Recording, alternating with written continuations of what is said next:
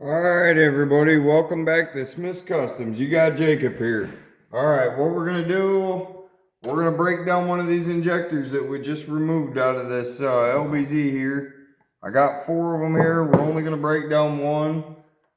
And then I'll break the rest of them down, and then we'll start the videos on the cleaning processes and what I do.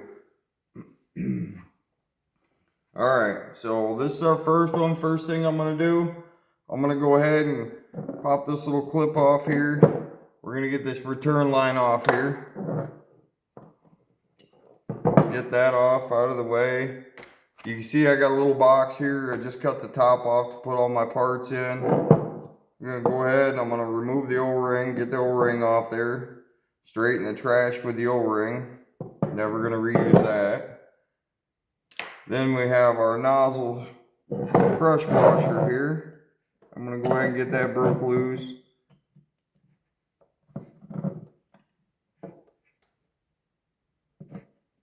And once that's kind of loose, I'm going to grab it with a pair of pliers.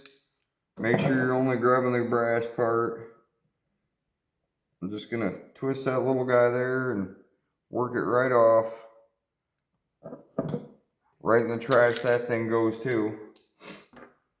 Now, I take a 13, I'm going to start on the nozzle side. I just take a 13/16 wrench, put it where the retainer goes for the injector to hold it down, and take my 15mm deep well here, and we're going to crack this nozzle loose.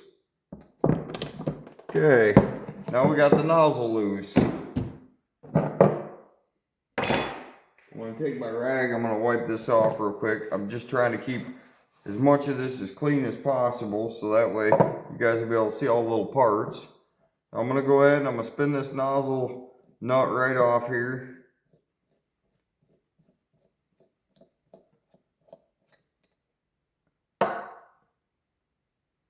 That fuel is nasty.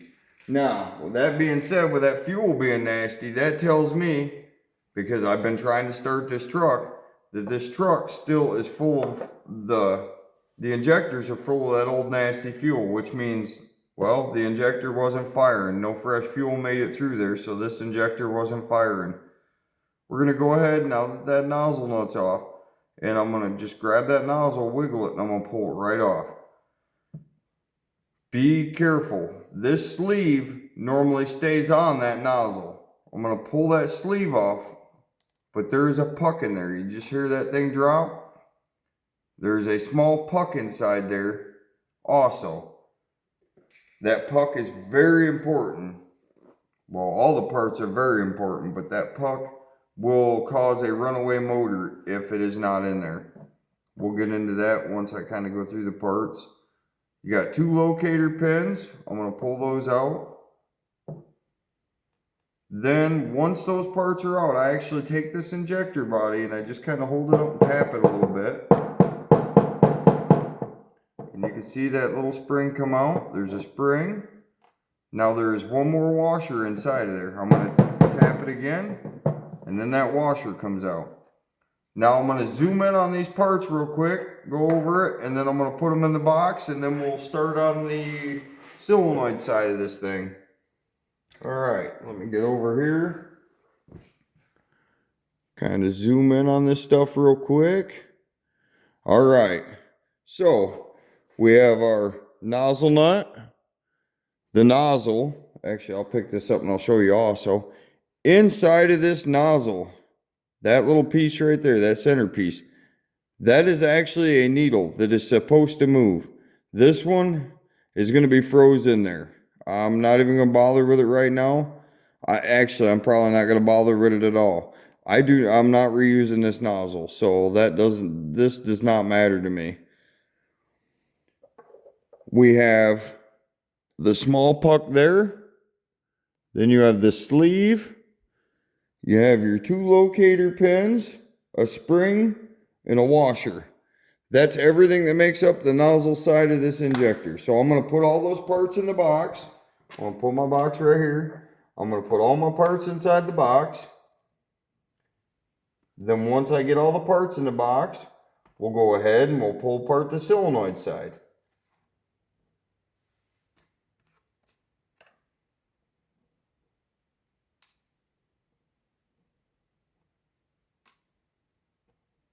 And actually, it might be able to see them a little better in the box too. I'll actually bring it up here a little bit. That little guy right there is the puck I'm talking about. You can kind of see it right there. Without that being in there, if that is left out, you will end up with a runaway motor, which could be catastrophic very quickly. All right, now we're going to go ahead and we're going to crack open the solenoid side of this. Again, just going to throw my 13/16 wrench on that. On the solenoid, I'm just going to use a pair of channel locks. These don't get tightened down very tight. They only retain 15 foot-pounds. So we're going to go ahead. We're going to crack this guy loose. All right, we got that loose. I'm going to wipe off the fuel off here and then we'll disassemble that portion. I'm trying to make sure I'm staying on the camera too. I'll back out just a little bit for right this minute, and then once we get it apart, then I'll go ahead and zoom back in. All right, so we're going to go ahead and spin this off.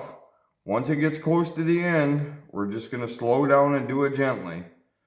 This solenoid is magnetized, so a lot of the parts are going to stick to the solenoid side.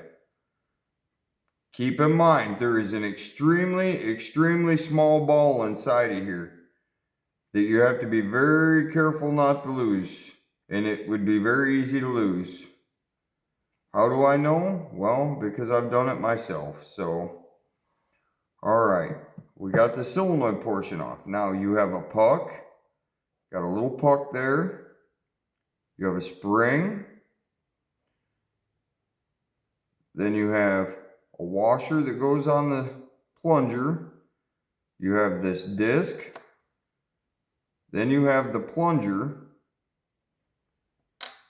Okay, on the other side of the plunger, there is a spring inside there.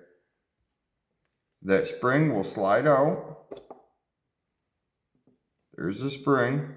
And there's going to be a washer in there also. I got to get that washer broke loose. Should be able to tap it now. Okay, maybe not. Let me try again. So we can get that washer broke loose. The fuel in this thing smells horrendous. This is going to be, oh, there we go. Now the washer's out. So we got the washer. The only other part on this solenoid, on the solenoid itself, is a crush washer, the sealing crush washer. We're going to go ahead, we got that broke loose, now that's off. So you have the solenoid, the crush washer, a small washer, the spring, then the plunger, the disc, another washer, a spring, and the puck. Now this puck actually has a detent in it for that little ball to go on that I'm talking about. That ball is still inside the injector housing. You see all that nasty fuel running out of that thing. Alright, I'm going to get in here with my screwdriver. I'm going to move that ball around just a little bit to make sure it's free and ready to go. There we go. I got it out. It's stuck to my screwdriver. I'm going to set it down right there. Now, I'm going to set those all there. And I'm actually going to zoom in on these. And I'll go through what they are. And then that'll be it on this video. Then we'll be starting on the cleaning procedures. All right, grab this. I'm going to go ahead and zoom in. I'll come over this way just a little bit. Actually, you know what? I'm going to just pick the phone off from here. That will be way easier to catch all this. Okay, so we have our solenoid. We have the crush washer for our solenoid. Then we have a small washer, the spring, the plunger. Then we have the disc. Then we have another washer, another spring. Then we have the puck. And as you can see, this puck, I'm going to flip it over a little bit here. You can see that detent inside that puck. That little guy right there is the ball I'm talking about. That thing is tiny, very easy to lose. So So pay very close attention not to lose that ball. And then I'm going to give a quick view of the inside. That's the top side of the injector. All right. That's it for this video. The next video, we're going to be getting into the cleaning and all the processes I use. And stay tuned. There's lots more to come. Like, subscribe, share. All right. See you on the next one.